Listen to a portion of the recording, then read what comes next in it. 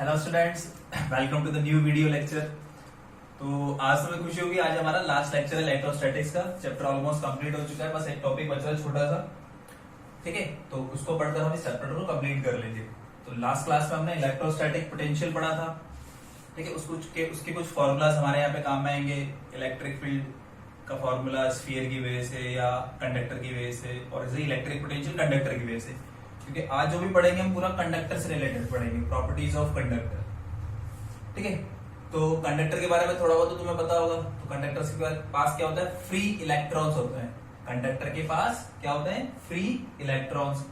तो free electrons होते हैं तो उससे देखो क्या हो सकता है, वो फ्री इलेक्ट्रॉन्स उसकी सरफेस कैसी भी हो उस पर इधर उधर मूव कर सकते हैं, कहीं भी जा सकते हैं। ठीक है, एक प्रॉपर्टी हमने क्या बताई कि एक्सेस चार्ज जो होता है कंडक्टर को, वो हमेशा सरफेस पर रहता है। एक्सेस चार्ज, जो एक्स्ट्रा चार्ज देंगे वो कहां पर आएगा? सरफेस पर आ जाएगा। ठीक है, और अंदर जो होता है इलेक्ट्रिक फील्ड हमेशा जीरो होता है। तो ये कंडक्टर के बारे में हमें कुछ पता चुके हैं पॉइंट्स। और देखो और क्या होता है, ये जो सरफेस होती है कंडक्टर की, ये हमेशा इक्वी पोटेंशियल होती है।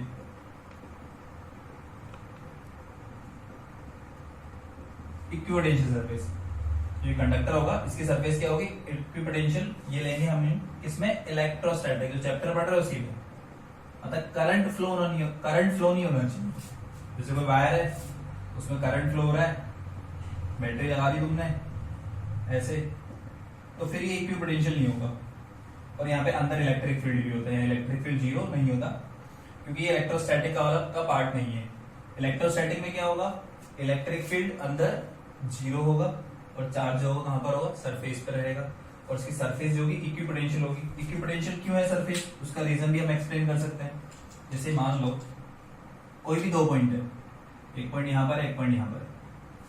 ठीक है, अब इन दोनों का पोटेंशियल अलग अलग, मान लो अलग अलग, जैसे V1 की वैल्यू ज्यादा है, V2 की वैल्यू, तो यहाँ पे क्या है? फ्री इलेक्ट्रॉन्स है। तो फ्री इलेक्ट्रॉन्स क्या हो सकते हैं? मूव हो सकते हैं। तो जब मूव होंगे तो इलेक्ट्रॉन्स मूव होंगे कैसे? इलेक्ट्रॉन्स मूव होते हैं लो पोटेंशियल से हाई पोटेंशियल। लो पोटेंशियल से इलेक्ट्रॉन्स हाई पोटेंशियल की मूव होते जाएंगे। और कब तक मूव होते रहेंगे? जब तक दोनों का पोटेंशियल सेम नहीं होता। दोनों पॉइंट्स का पोटेंशियल क्या सेम नहीं हो जाता, तब तक इलेक्ट्रॉन्स मूव होते रहेंगे। मतलब पोटेंशियल डिफरेंस आ ही नहीं सकता, क्योंकि इलेक्ट्रॉन्स मूव होते हैं। फ्री इलेक्ट्रॉन्स है, फ्री इलेक्ट्रॉन्स क्या होंगे? मूव होंगे। फ्री इलेक्ट्रॉन्स मूव होंगे तो यहाँ पर पोटेंशियल डिफरेंस कभी भी आएगा ही नहीं। तो पूरी सरफेस के जितने भी पॉइंट्स होंगे सब पर पोटेंशियल क्या रहेगा? सेम।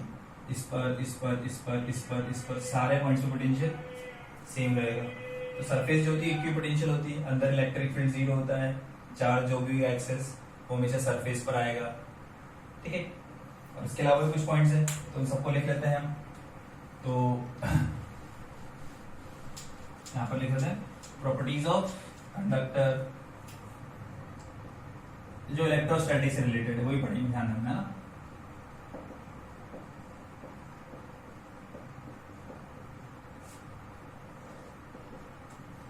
पहला क्या हो जाएगा? Conductor has free electrons. Free electrons होते हैं जो मूव हो सकते हैं उसमें कहीं पर भी। दूसरा, excess charge resides on the surface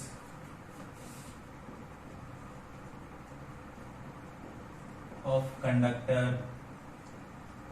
जो एक्सेस चार्ज होगा वो हमेशा सरफेस पर होगा। थर्ड पॉइंट हो जाएगा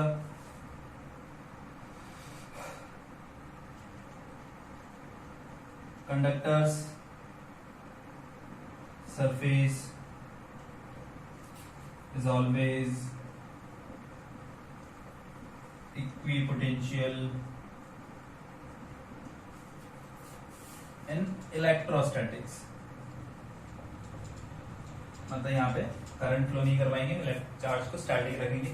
तो इलेक्ट्रोस्टैटिक्स में इक्विपोटेंशियल होगी हमेशा सरफेस कंडक्टर्स की। ठीक है, किसी भी शेप हो, कोई भी शेप हो, ऐसे रैंडम किसी भी तरह की शेप बना दो, सरफेस हमेशा इक्विपोटेंशियल होगी। और इक्विपोटेंशियल सरफेस के बारे में हमने कुछ लिखा था, पॉइंट्स क्या लिखे थे? इक्विपोटेंशियल सरफेस जो होती है हमेशा इलेक्ट्रिक फील्ड जो होता है परपेंडिकुलर होता है सरफेस के, ऐसे नॉर्मल इलेक्ट्रिक फील्ड परपेंडिकुलर होगा। यहाँ पर इलेक्ट्रिक फील्ड बनाएंगे जैसे परपेंडिकुलर होगा। अंदर फील्ड जीरो होता है, ठीक है। और बाहर फील्ड की वैल्यू अगर लिखेंगे तो बाहर फील्ड की वैल्यू कंडक्टर्स के पास में, अगर यहाँ पे चार्ज डेंसिटी सपोज सिग्मा है, चार्ज डेंसिटी सिग्मा है तो electric field sigma upon epsilon not होता है, और डायरेक्शन हमेशा परपेंडिकुलर होगी सरफेस के। ये एन वेक्टर क्या है, unit vector normal to the surface.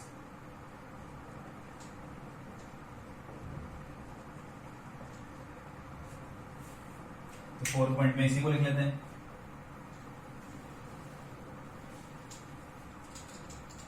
क्या जाएगा 4, electric field is perpendicular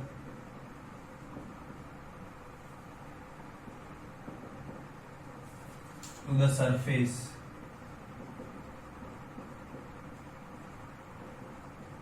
of charge conductor। Charge conductor उसके सरफेस के परपेंडिकुलर होगा electric field, and inside the conductor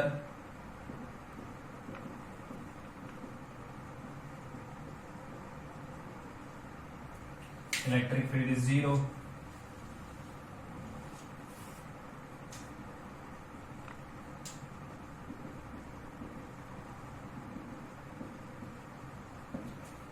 electric field zero, और सरफेस पे जो इसका वैल्यू होगा ई वेक्टर का, वो ये हो जाएगा sigma upon epsilon not. Sigma क्या है, सरफेस चार्ज डेंसिटी। ठीक है, कंडक्टर में जो चार्ज होता है वो हमेशा सरफेस पे होता है, तो सरफेस चार्ज डेंसिटी हो जाएगा। ये चार्ज हमेशा सरफेस पर होगा, तो electric field surface charge density आ जाएगी हमारी। ठीक है, तो ये पॉइंट हो गया हमारा। अब देखो और फिफ्थ नेक्स्ट पॉइंट,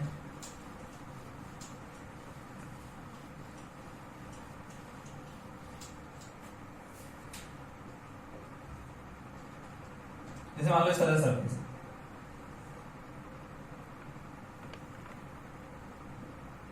और इस पार्ट की रेडियस अलग है, मान लो इसका सेंटर यहाँ कहीं बनता है, इसकी रेडियस r1, इसका सेंटर मान लो यहीं कहीं बनता है r। ये सारी सरफेस है, ये पोर्शन स्फेरिकल है, ये वाला पोर्शन भी स्फेरिकल है, ये दो पोर्शन स्फेरिकल है इसके सरफेस।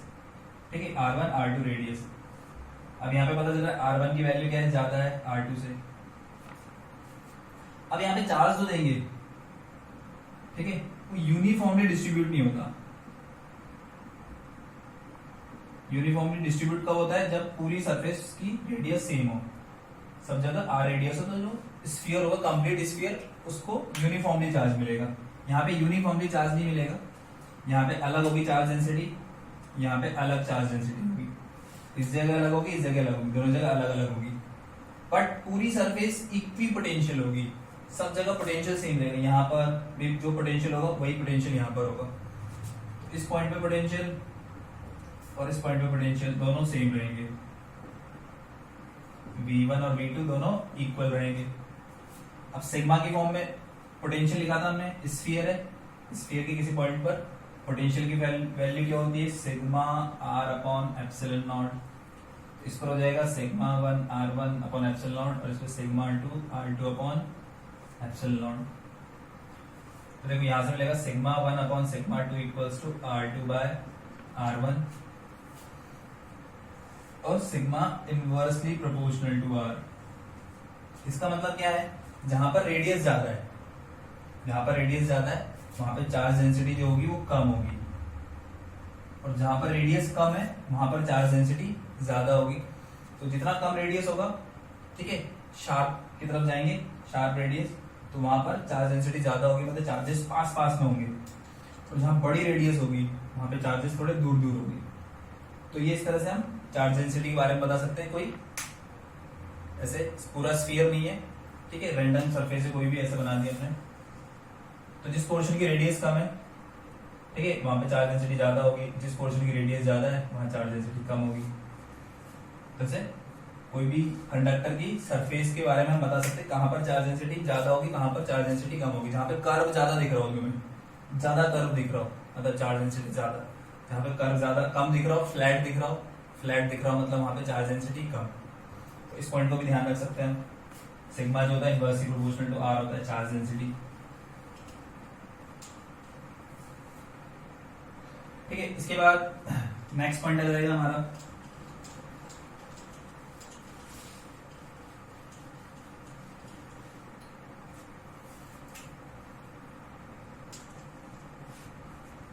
जैसे मान लो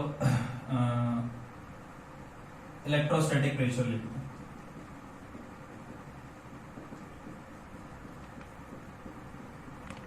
इसी के अंदर properties of conductor electrostatic pressure conductor के लिए निकालेंगे।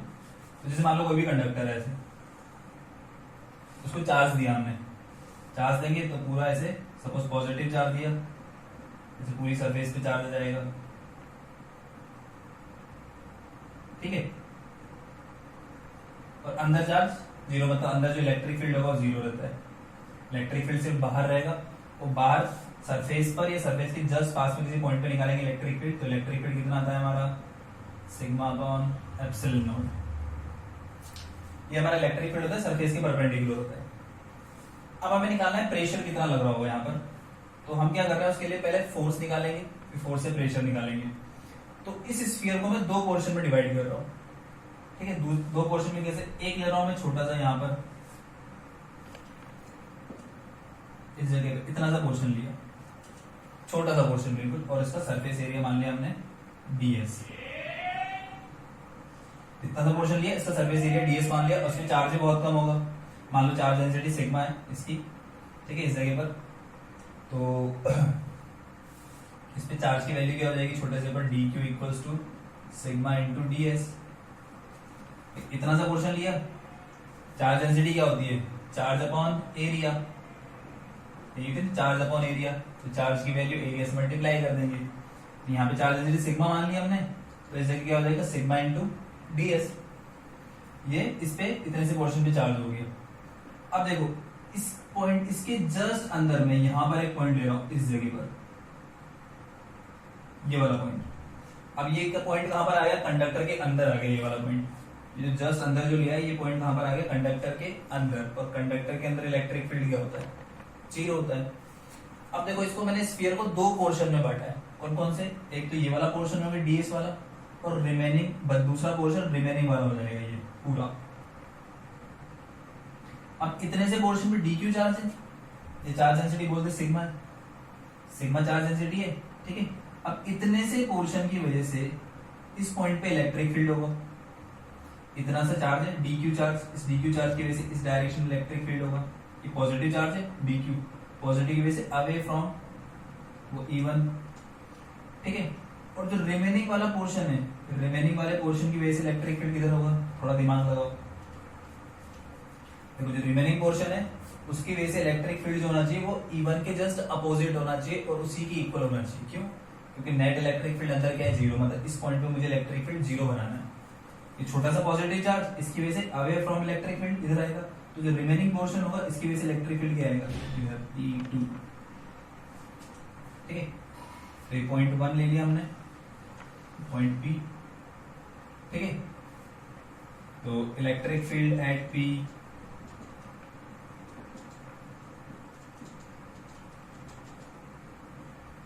ठीक है, वो हो जाएगा E1 माइनस E2, क्योंकि दोनों अपोजिट डायरेक्शन में E1 E2, और ये किसके इक्वल हो गए, जीरो के इक्वल। तो E1 और E2 क्या होंगे, सेम होंगे, तभी तो जीरो बनेगा। E1 मतलब इस छोटे से पोर्शन की वजह से, dq चार्ज की वजह से इलेक्ट्रिक फील्ड, और E2 रिमेनिंग पोर्शन की वजह से। यहाँ लिख भी लेते हैं, ये E1 जो है electric field due to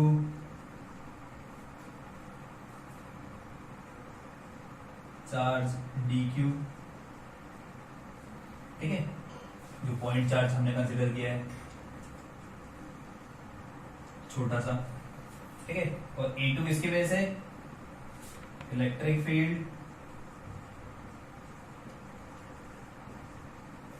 due to remaining portion of conductor.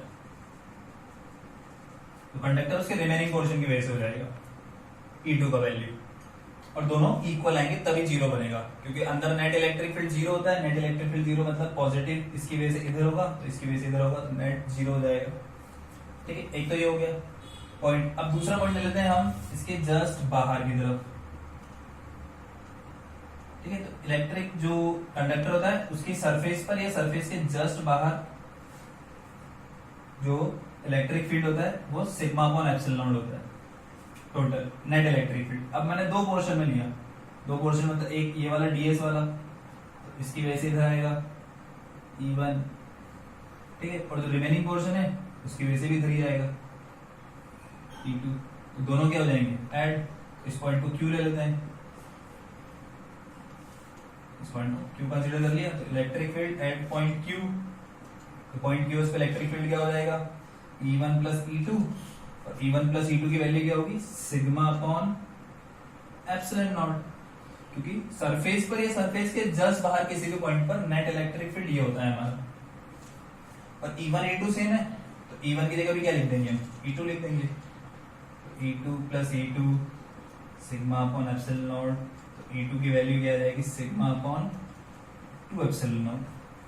तो मैं बोल सकता हूं कि ये जो पूरा पोर्शन है, ठीक है, इतने से पार्ट को छोड़कर जो रिमेनिंग वाला पोर्शन है, रिमेनिंग वाले पोर्शन की वजह से इलेक्ट्रिक फील्ड इतना होगा, और इस छोटे से पोर्शन की वजह से भी इलेक्ट्रिक फील्ड इतना ही होगा, ठीक है। अब इस पे कितना चार्ज कंसीडर किया हमने, dq चार्ज कंसीडर किया है, और इतने पोर्शन की वजह से इलेक्ट्रिक फील्ड क्या है, इलेक्ट्रिक फील्ड है, और इस पर चार्ज dq है, तो उस पर फोर्स लग रहा होगा, force on point charge.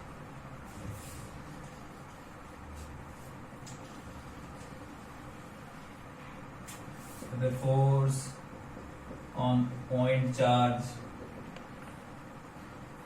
dq due to E2। तो E2 जो इलेक्ट्रिक फील्ड है, मतलब इतने पोर्शन की वजह से जो इलेक्ट्रिक फील्ड है E2, ठीक है, और यहाँ पे रखा हुआ है dq चार्ज, उस dq चार्ज पर E2 की वजह से कितना फोर्स लगेगा, तो फोर्स हो जाएगा dF equals to dq into E2, q into E होता है, dq का वैल्यू लिख सकते हैं हम क्या, सिग्मा इंटू ds, ठीक है, फोर्स, और इसको लिख सकते हैं सिग्मा अपॉन 2 एप्सिलॉन नॉट, तो ये हो जाएगा sigma square upon 2 epsilon not ds। ये आ गया हमारा फोर्स छोटे से पोर्शन पे। तो प्रेशर कितना होगा, सो इलेक्ट्रोस्टैटिक प्रेशर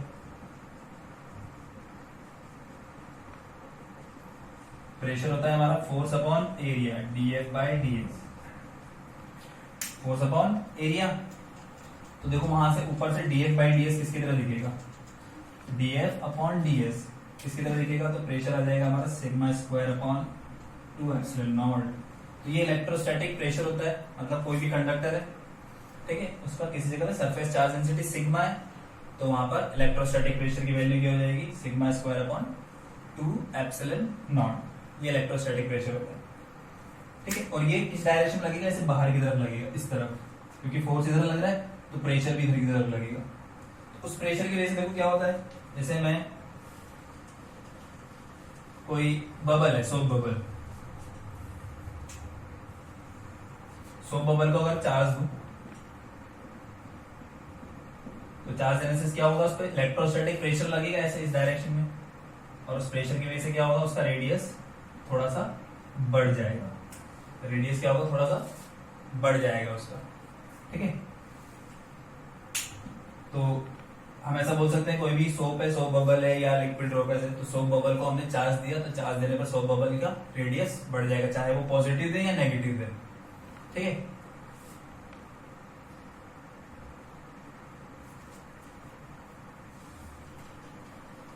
क्योंकि अगर ऐसे नेगेटिव भी लेंगे तो नेगेटिव में क्या होगा, ऐसे रिपल्शन होगा, जैसे ये नेगेटिव चार्ज लिया, ऐसे ये छोटा सा पोर्शन लिया मैंने, नेगेटिव चार्ज dq, और इस पूरे पोर्शन की वजह से जो इलेक्ट्रिक फील्ड आएगा, इलेक्ट्रिक फील्ड ऐसे अंदर की तरफ आएगा,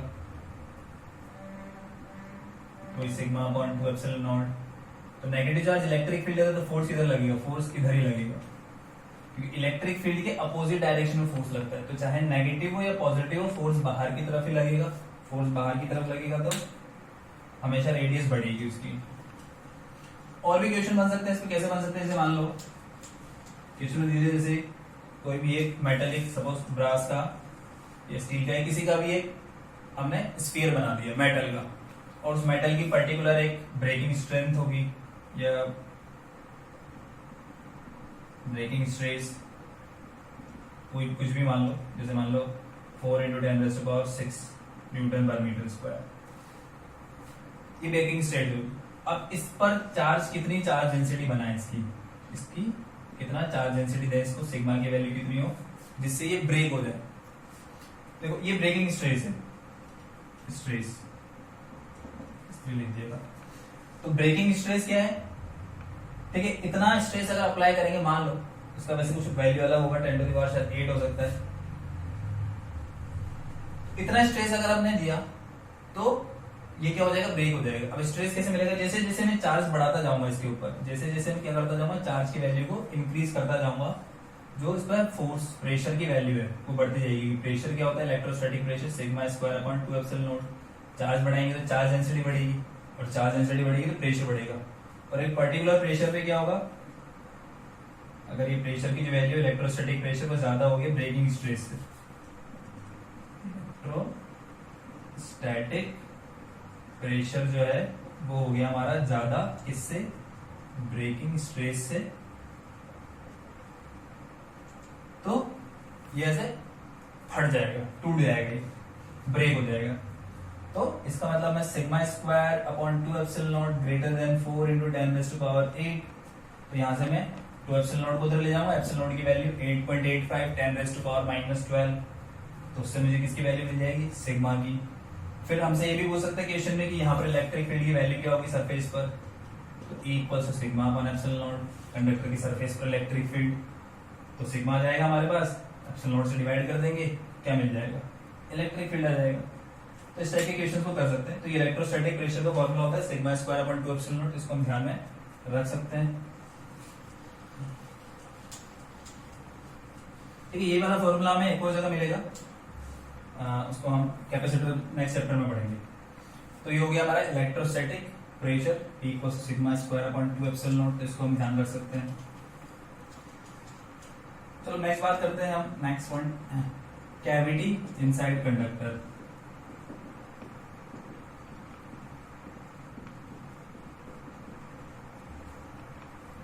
कैविटी इनसाइड कंडक्टर, जैसे मान लो कोई कंडक्टर है,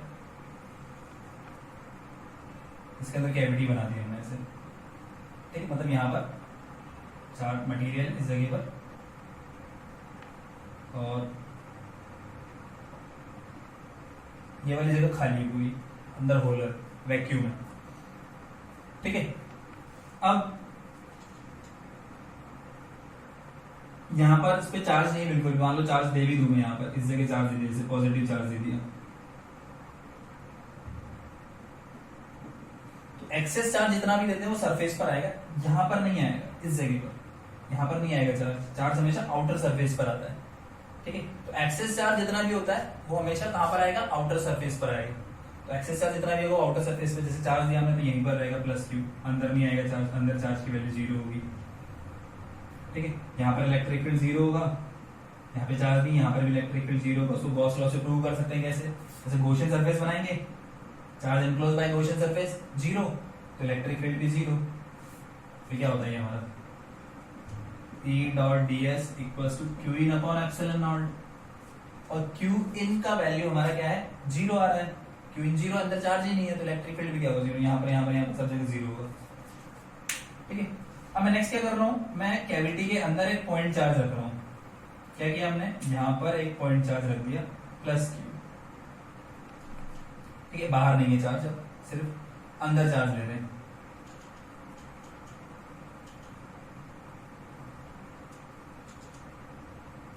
तो कैविटी के अंदर मान लो क्वेश्चन में आया, जैसे कैविटी के अंदर चार्ज रख दिया हमने +Q, तो इसके इनर सरफेस पर और आउटर सरफेस पे कितना चार्ज आएगा, कैविटी की इनर सरफेस ये वाली और इस कंडक्टर की आउटर सरफेस पे कितना चार्ज आएगा। तो मैं बोल सकता हूं कि यहां पर जो चार्ज होगा इसकी इनर वाली सरफेस पर, यहाँ +Q है तो इस जगह पर हमेशा -Q आएगा। क्यों, वही ये कंडक्टर है, यहाँ पर हमने गॉसियन सरफेस बना दी गॉसियन सरफेस बना दी, तो ये कंडक्टर के अंदर इस जगह पर इलेक्ट्रिक फील्ड क्या होगा, 0। कंडक्टर के अंदर हमेशा इलेक्ट्रिक फील्ड क्या होता है, 0, मतलब यहाँ पे इलेक्ट्रिक फील्ड 0 है, इस जगह पे इलेक्ट्रिक फील्ड 0 है, इलेक्ट्रिक फील्ड 0 होगा, अंदर जो नेट चार्ज होगा वो भी क्या होगा, जीरो। तो यहाँ प्लस क्यू है, नेट चार्ज को जीरो करना है, नेट चार्ज को जीरो करना है, मतलब यहाँ पर कितना चार्ज होगा, माइनस क्यू। अभी तो प्लस क्यू है, माइनस क्यू जीरो बनेगा, तो यहाँ प्लस क्यू आएगा, तो यहाँ पर क्या आएगा, माइनस क्यू आएगा। तो ये बोल सकते हैं यहाँ पर प्लस क्यू, तो यहाँ पे माइनस क्यू। अब देखो इस पूरे कंडक्टर पे चार्ज नहीं था, हमने सिर्फ कैविटी पे रखा था चार्ज। पूरे कंडक्टर पे कोई चार्ज नहीं था, हमने चार्ज कहाँ रखा था, सिर्फ कैविटी पर। कैविटी पे प्लस क्यू रखा, माइनस क्यू इस पे आया, तो अभी भी कंडक्टर पे चार्ज जीरो ही रहेगा, टोटल चार्ज जीरो रहेगा। तो इस पर अंदर माइनस क्यू आया, पूरा जीरो करना है, मतलब बाहर कितना आएगा, तो बाहर चार्ज आएगा हमारा पॉजिटिव, और कितना आएगा वो प्लस क्यू, तभी तो जीरो बनेगा।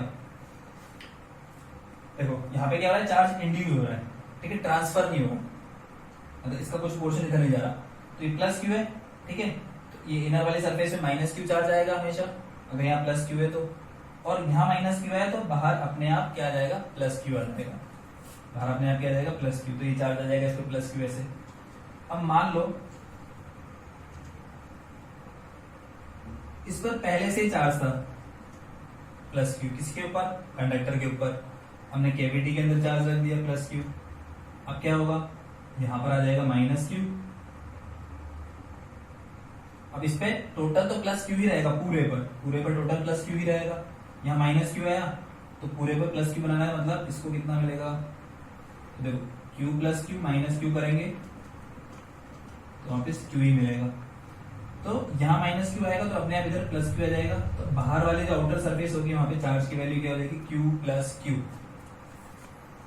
कैविटी में प्लस क्यू रखा, यहाँ माइनस क्यू आएगा, और यहाँ माइनस क्यू तो बाहर प्लस क्यू एक्स्ट्रा, क्यू पहले से था तो टोटल हो गया क्यू प्लस क्यू। ऐसा हम बता सकते थे कैविटी में इस तरह से चार्ज होंगे। अब यहाँ पर इलेक्ट्रिक फील्ड नहीं है, जीरो नहीं होगा, इस जगह पर नहीं होगा जीरो, इस जगह पर ये पॉजिटिव से नेगेटिव ऐसे इलेक्ट्रिक फील्ड लाइंस होंगी,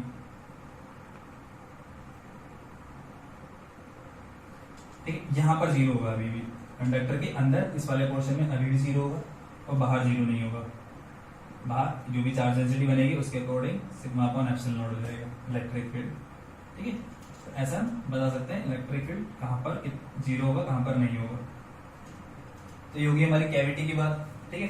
अब इसमें क्या है, अगर ये यूनिफॉर्म बना हुआ है अंदर कैविटी, तो जो चार्ज डिस्ट्रीब्यूशन होगा इनर सरफेस पे वो भी यूनिफॉर्म होगा।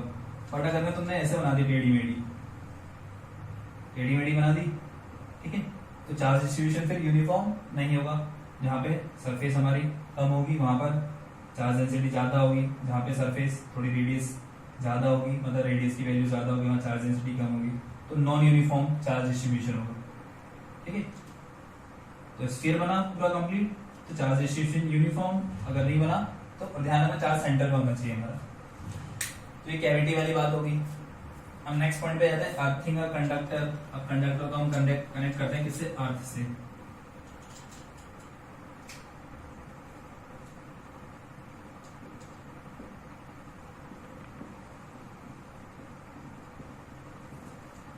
तो अर्थिंग मतलब क्या होता है, कंडक्टर, ठीक है, उसको हम ऐसे एक वायर लेंगे और सीधा अर्थ से कनेक्ट कर देंगे। अर्थ से कनेक्ट करने का मतलब एक सिंबल बनाते हैं, कैसे, ऐसे सिंबल बनाएंगे, इस सिंबल का मतलब होता है अर्थिंग। हमने क्या कर दिया, अर्थिंग कर दिया, इसका अर्थिंग मतलब अर्थ से कनेक्ट कर दिया, उस कंडक्टर को सीधा अर्थ से कनेक्ट कर दिया। अब क्या होता है अर्थ से कनेक्ट करने पर, देखो जब भी कोई भी दो कंडक्टर है, दो कंडक्टर्स को हम कनेक्ट करते हैं, एक कंडक्टर को दूसरे से, ठीक है, इस पे चार्ज अलग है, इस पे चार्ज अलग है, तो दो कंडक्टर्स को आपस में से कनेक्ट करते हैं, तो क्या होता है, वो कनेक्ट हो गए, मतलब एक ही कंडक्टर की तरफ मान लो ऐसे हो गए। तो इसमें क्या होता है, चार्ज फ्लो होता है एक कंडक्टर से दूसरे कंडक्टर में, ठीक, और कब तक फ्लो होता है, जब तक दोनों के पोटेंशियल सेम नहीं हुए हैं। चार्ज फ्लो होता रहता है तब तक जब तक दोनों के पोटेंशियल सेम नहीं है, तब तक चार्ज फ्लो होता रहता है एक कंडक्टर से दूसरे कंडक्टर में, और फाइनली जब दोनों के पोटेंशियल सेम हो जाते हैं तो चार्ज फ्लो होना बंद हो जाता है। ऐसे यहाँ पर भी होगा, यहाँ पर क्या होगा, जब मैं किसी कंडक्टर को अर्थ से कनेक्ट करूंगा, तो अर्थ से कनेक्ट करूंगा तो अर्थ भी क्या है, कंडक्टर है, तो दो कंडक्टर हो गए, एक तो हमारा छोटा सा ये हो गया, और दूसरा जो कंडक्टर है वो अर्थ, अर्थ मतलब बहुत बड़ा स्फीयर, बहुत बड़ा, इसको माना नहीं सकते यहाँ, ठीक है। तो जब ऐसे कनेक्ट करेंगे तो क्या होगा, चार्ज फ्लो होगा, और चार्ज फ्लो को कब तक होगा, जब तक दोनों का पोटेंशियल सेम नहीं रहता, ठीक है। अब अर्थ की साइज बहुत बड़ी है, अर्थ की साइज बहुत बड़ी है, तो क्या होता है, जब भी किसी भी कंडक्टर को हम कनेक्ट करेंगे अर्थ से, जो अर्थ का जो पोटेंशियल है वही क्या हो जाता है, इस कंडक्टर का भी हो जाता है। जैसे हम किसी से अर्थिंग से कनेक्ट करेंगे तो इस कंडक्टर का पोटेंशियल किसके इक्वल हो जाएगा, जितना अर्थ का होगा। तो ऐसा लिख सकते हैं, when a conductor is connected to earth, its potential becomes the potential of earth,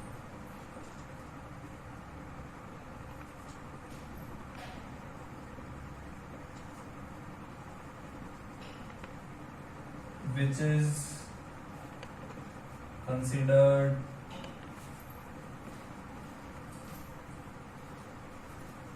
to be zero. तो अर्थ की साइज बहुत बड़ी है, उस साइज बहुत बड़ी होने की वजह से उसका जो पोटेंशियल है हम अप्रोक्स जीरो कंसीडर करते हैं। उसको हम नेक्स्ट चैप्टर में बताएंगे जीरो क्यों कंसीडर कर रहे हैं पोटेंशियल को, ठीक है।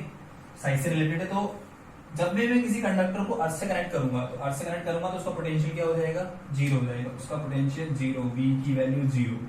तो ये ध्यान रख लेना तुम्हें पॉइंट। कौन सा पॉइंट, जैसे किसी भी कंडक्टर को हम अर्थ से कनेक्ट करेंगे, अर्थिंग करेंगे, तो उसका पोटेंशियल क्या हो जाएगा, जीरो हो जाएगा, ठीक है। तो ये तुम्हें ध्यान रखना है, ठीक है। और अगर एक आइसोलेटेड कंडक्टर है, आइसोलेटेड मतलब ये स्फीयर है, इसके आसपास कोई भी चार्ज नहीं, यहाँ कोई भी चार्ज नहीं, दूर दूर तक सिर्फ एक कंडक्टर है, ठीक है। इसको हमने अर्थ से कनेक्ट किया, जैसे मैं अर्थ से कनेक्ट करूंगा इसका पोटेंशियल जीरो मतलब, तो एक आइसोलेटेड कंडक्टर का पोटेंशियल का फॉर्मूला के क्यू बाय आर लिख सकते हैं स्फीयर के लिए, के क्यू बाय आर। वी का वैल्यू जीरो, वी जीरो तो क्यू भी क्या हो जाएगा, जीरो। तो एक आइसोलेटेड कंडक्टर है, उसका पोटेंशियल जीरो हो जाएगा अर्थिंग करेंगे तो उसमें चार्ज भी क्या हो जाएगा, जीरो हो जाएगा। इस पॉइंट को भी ध्यान रख सकते हैं क्या,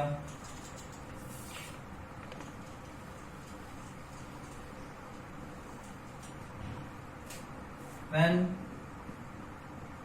an isolated conductor is earthed, then becomes zero. Q का वैल्यू जीरो हो जाएगा, अगर आइसोलेटेड है तो Q जीरो हो जाएगा। अगर आइसोलेटेड नहीं है, कोई दूसरा कंडक्टर भी आसपास, तब जीरो नहीं होगा, तब कुछ वैल्यू आएगी, ठीक है। तो ये अर्थिंग। अब क्वेश्चन देखो कैसे बनता है इस पे, तो क्वेश्चन देख लेते हैं।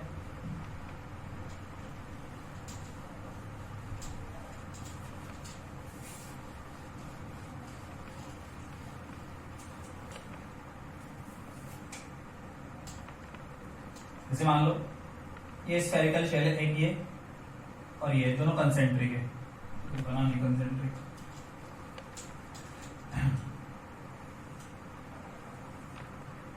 ये मान लेते हैं कि भाई कंसेंट्रिक है और स्फीयर है, ठीक। अब इसका रेडियस मान लेते हैं हम r, इसकी रेडियस मान लेते हैं 2r, ठीक है, ऐसा मान लेते हैं। इसको चार्ज दिया हमने q, इसको चार्ज दिया 3q, तो ये हमारे चार्जेस आ गए, ये रेडियस आ गई।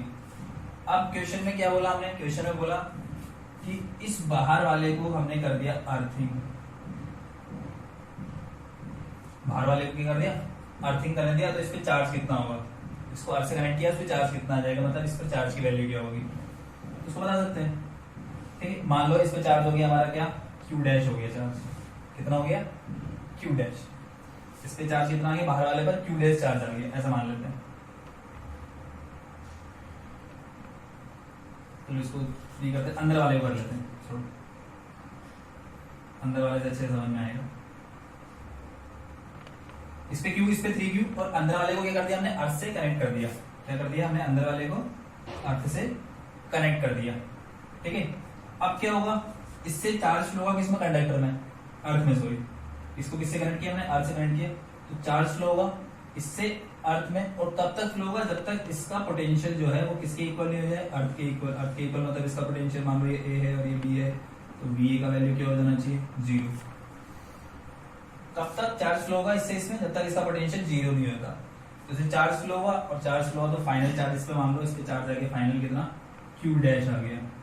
इस वाले पे फाइनल चार्ज क्या आ गया, क्यू डैश, ठीक है। अब इस पे पोटेंशियल निकालते हैं, बी ए का वैल्यू क्या होगा, तो देखो क्यू डैश इस पे चार्ज है तो इसकी वजह से खुद पर पोटेंशियल, तो खुद पर पोटेंशियल के Q dash by R, charge की वजह से खुद की सरफेस पोटेंशियल ये, और एक 3q की वजह से भी होगा, इस पर भी चार्ज है तो इस आउटर शेल की वजह से इस पर पोटेंशियल आएगा, कितना आएगा के 3q, जितना सरफेस पर होता है उतना अंदर होता है 2r। अब इसका वैल्यू क्या है 0 है तो q और r तो कैंसिल हो जाएगा, q dash plus 3q by 2 equals to 0, तो q डैश की वैल्यू कितनी हो जाएगी माइनस 3q बाय 2, कितना आ गया q डैश की वैल्यू माइनस 3q बाई 2। तो इस पर पहले चार्ज था कितना q था, अब कितना हो गया माइनस 3q बाई 2, मतलब इस पे चार्ज क्या हो गया डिक्रीज हो गया, कितना डिक्रीज हुआ, तो डिक्रीज इन चार्ज, इनिशियल था q, फाइनल हो गया 3q बाई 2, कितने से डिक्रीज हो गया 2q, और ये 5q बाई 2 से डिक्रीज हो गया, तो इतना चार्ज इसका क्या हो गया डिक्रीज हो गया, डिक्रीज होके कहाँ जाएगा वो अर्थ में चला जाएगा, तो जितना डिक्रीज हुआ उतना चार्ज क्या हो गया अर्थ में चला जाएगा, तो charge flows to the earth, तो 5q बाई 2 इतना चार्ज किसमें फ्लो हो जाएगा अर्थ के अंदर, जितने से डिक्रीज हुआ उतना चार्ज अर्थ में। तो क्वेश्चन कैसे बनता है, क्वेश्चन बनता है तुमको दे दिया क्वेश्चन, इसमें चार्ज दे दिया q, radius r, 3q, radius 2r। अब अंदर वाले को अर्थ से कनेक्ट किया, अंदर वाले को अर्थ से कनेक्ट किया तो कितना चार्ज फ्लो होगा, यहां से अर्थ में कितना चार्ज फ्लो होगा, कितना चार्ज फ्लो होगा तो क्या करेंगे, मान लेंगे इस पे चार्ज कितना है q डैश हो गया, क्योंकि क्या होगा इस पर पोटेंशियल होना है 0, जिसमें पोटेंशियल 0 होगा तो इससे चार्ज फ्लो होगा अर्थ के अंदर, तभी पोटेंशियल 0 होगा, और चार्ज फ्लो हुआ और फाइनल चार्ज आ गया इस पे कितना q डैश चार्ज आ गया, इस पे q डैश 3q। अब इस पर नेट पोटेंशियल निकालते हैं, इस पर नेट पोटेंशियल, और उस नेट पोटेंशियल की वैल्यू 0 होगी, तो नेट पोटेंशियल निकालो, q डैश इस पे चार्ज है भी, उसकी वजह से सरफेस पे किसी पॉइंट पे potential aq dash by r, और इसकी वजह से पोटेंशियल, इसकी वजह से पोटेंशियल क्या आएगा, जितना सरफेस पर होता है उतना अंदर होता है, सरफेस पर होगा k3q बाय 2r, उतना अंदर भी होगा, तो ये टोटल पोटेंशियल 0, तो q डैश की वैल्यू इतनी आ गई, इतना q डैश, पहले इनिशियल इतना था अब इतना हो गया, ठीक है। तो डिक्रीज इन चार्ज कितना हो जाएगा q माइनस q डैश की वैल्यू ये, तो इतना चार्ज डिक्रीज होगा, और जितना डिक्रीज होगा उतना अर्थ के अंदर चला जाएगा, तो इतना चार्ज क्या चला गया अर्थ के अंदर चला गया, ठीक है। तो इस टाइप के क्वेश्चंस को हम ऐसे कर सकते हैं।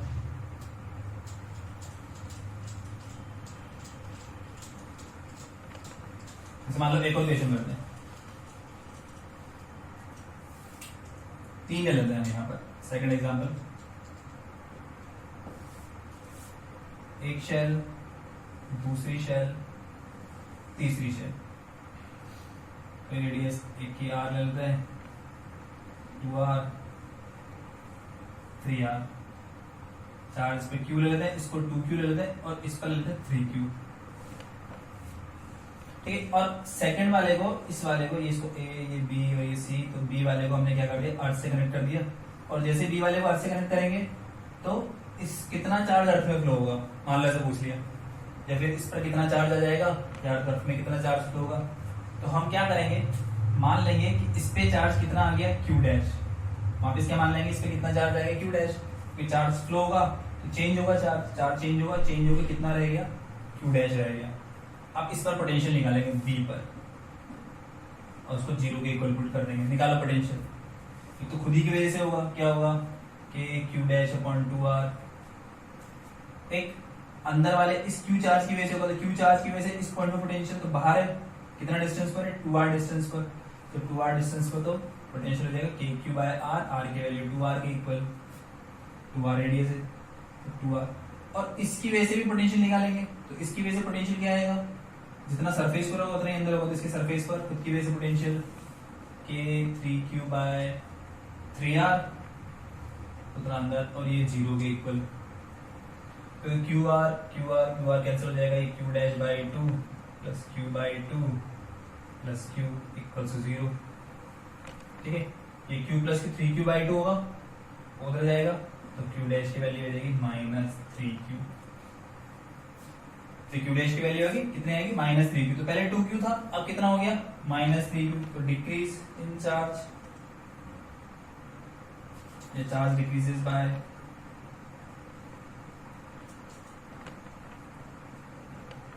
इनिशियल कितना था 2q, बाद में q डैश, तो 2q माइनस q डैश का value 3q, that means 5q। तो इतना चार्ज जो है डिक्रीज हो गया, और जितना डिक्रीज हुआ उतना अर्थ के अंदर फ्लो हो जाएगा।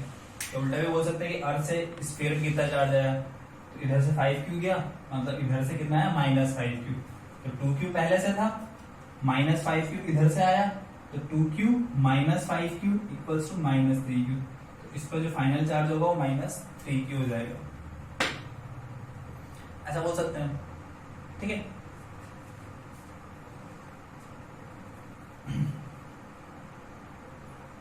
तो ये हमारा हो गया प्रॉपर्टीज ऑफ कंडक्टर। जैसे मान लो इस प्रकार से फाइनल चार्ज पहुंचे, तो फाइनल चार्ज में फिर हम इंड्यूस चार्ज को भी लेंगे। इंड्यूस चार्ज मतलब कैसे लेंगे, देखो ये Q है, तो अंदर जो होगा इस पर -Q चार्ज इंड्यूस होगा। वापस वही बात कैविटी वाली, यहाँ पर मैंने Q रखा तो अंदर आएगा -Q और बाहर आएगा +Q कंडक्टर के लिए। तो यहाँ Q है तो यहाँ पर क्या आएगा -Q और ऊपर आएगा +Q। तो टोटल चार्ज होगा, total charge Q dash plus Q होगा, ध्यान रखना। अगर नेट चार्ज पूछे इस पर नेट चार्ज क्या आएगा, इस पर नेट चार्ज क्या होगा Q प्लस Q डैश। तो Q की वैल्यू तो Q ही है और Q डैश की वैल्यू -3Q, तो -3Q plus Q equals to -2Q। तो अगर तुमसे पूछा कि इस सरफेस पर नेट चार्ज कितना आएगा, इंडक्शन को भी अगर हम लेंगे तो ठीक है, तो इंडक्शन को भी लेंगे तो नेट चार्ज होगा -2Q होगा। यहाँ पर नेट चार्ज -2Q होगा। और अगर तुमसे पूछे क्वेश्चन में कि अर्थ से कितना चार्ज फ्लो होगा, तब तो आंसर यही होगा। अर्थ से इसमें चार्ज कितना फ्लो होगा तब तो यही होगा आंसर। हम यहाँ पे इंडक्शन भी ले रहे हैं, ठीक है।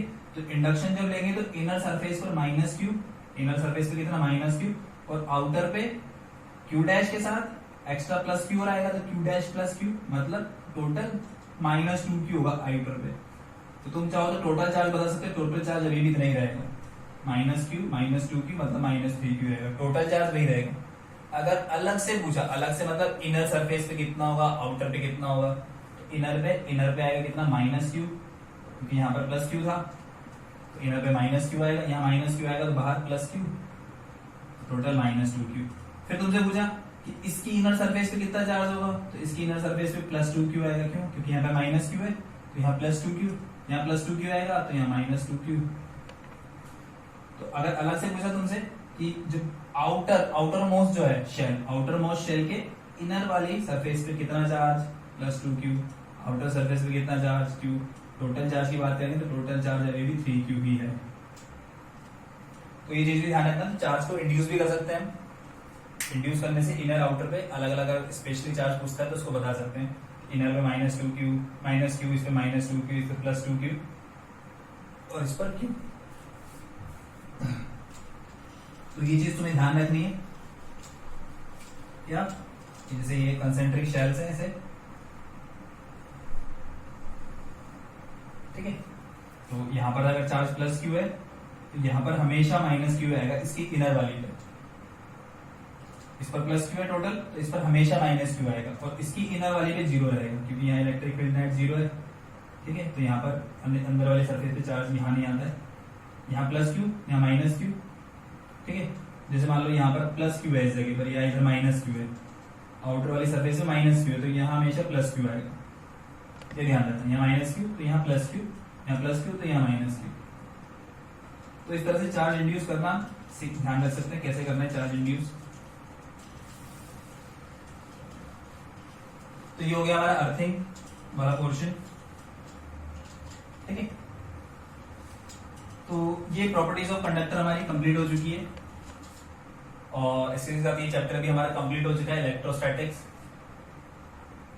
तो इस चैप्टर में क्या है, सिंपल हमें ध्यान रखना है कुछ पॉइंट्स, कंडक्टर से रिलेटेड, इलेक्ट्रोस्टैटिक पोटेंशियल से रिलेटेड, पोटेंशियल में रिलेशन क्या होगा, फोर्स फाइंड करना, ठीक है। और गॉस लॉ इंपॉर्टेंट है हमारा, उसके अलावा डाइपोल पढ़ा था, डाइपोल भी इंपॉर्टेंट है। तो कुछ टॉपिक्स है, थोड़ा सा चैप्टर पढ़ा है, पर इसमें छोटे छोटे पोर्शन में डिवाइड करके देखोगे तो ये इजी लगेगा तुम्हें, हर पोर्शन को अलग अलग देखोगे तो इजी लगेगा। तो चैप्टर हमारा कंप्लीट हो गया, तो अब इसमें क्या करना है, तुम्हें इसके क्वेश्चंस कंप्लीट कर लेना है। कौन कौन से, एक तो एनसीईआरटी की जो तुम्हारी एक्सरसाइजेज है उसको कंप्लीट कर लो, जो भी डाउट आता है तुम्हारा एनसीईआरटी की एक्सरसाइज में उसको पूछो, एक एग्जाम्पलर को कंप्लीट कर लो, ठीक है, जो एनसीईआरटी की तरफ से अवेलेबल है एग्जाम्पलर। और उसके अलावा क्या करना है, इसके अलावा तुम्हें प्रीवियस ईयर, जैसे जो नीट की प्रिपरेशन कर रहे हैं तो जो नीट वाले स्टूडेंट्स हैं उनको नीट के प्रीवियस ईयर के एग्जाम्स के क्वेश्चंस कंप्लीट कर लेने पहले, ठीक है, जो जो प्रीवियस ईयर के क्वेश्चंस है उनको कंप्लीट कर लो, और जो भी डाउट आता है उसको कमेंट सेक्शन में पूछो। और जो मैथमेटिक्स वाले स्टूडेंट्स हैं, जेईई मेन की प्रिपरेशन कर रहे हैं, एडवांस की प्रिपरेशन कर रहे हैं, तो उसके क्वेश्चंस करो। तो पहले मेंस के कंप्लीट कर लेना क्वेश्चंस, ठीक है, मेंस के जो जो क्वेश्चंस है हमारे प्रीवियस ईयर्स के 2014, 15, 16, 17, 18, वो जितने भी क्वेश्चंस उनको कंप्लीट कर लो प्रीवियस ईयर्स को, ठीक है, और उसके बाद एडवांस के क्वेश्चंस करो। और जो भी तुम्हें डाउट आता है इस चैप्टर से रिलेटेड, जिस भी क्वेश्चन में डाउट होता है उसको कमेंट सेक्शन में पूछ लो, सर इस चैप्टर में, इस क्वेश्चन में यहाँ पर हमें डाउट है, ये क्वेश्चंस नहीं बन रहे हैं, तो क्वेश्चंस कंप्लीट कर लो। फिर इसके बाद क्या होगा, तुम्हारा टेस्ट होगा इस चैप्टर का, क्योंकि ये चैप्टर कंप्लीट हो चुका है, तो नीट वाले स्टूडेंट्स का उसी पैटर्न पे फिर इसकी टेस्ट होगा, और जो जेईई मेन का जो टेस्ट होगा मैथमेटिक्स वालों के लिए वो वही सेम पैटर्न पे होगा जैसे लास्ट ईयर होता हुआ आ रहा है। तो तुम्हें क्या करना है, इसकी प्रिपरेशन करनी है, चैप्टर को अच्छे से समझ लेना है, ठीक है, ये फर्स्ट चैप्टर है। और जो भी तुम्हें कुछ भी टॉपिक अगर समझ में नहीं आता है, जो भी डाउट आते हैं तो उसको पूछ लेना है, अच्छे से क्लियर कर लेना है इस चैप्टर को, ठीक है। और सारे क्वेश्चन, जितने ज्यादा क्वेश्चंस कर सकते हो उतने ज्यादा क्वेश्चंस करना है इस चैप्टर के, क्योंकि जितने ज्यादा क्वेश्चंस करोगे उतना अच्छा तुम्हारे कॉन्सेप्ट्स, उतने ज्यादा कॉन्सेप्ट्स क्लियर होते जाएंगे, ठीक है। तो आज इतना ही पढ़ेंगे, ओके, थैंक यू।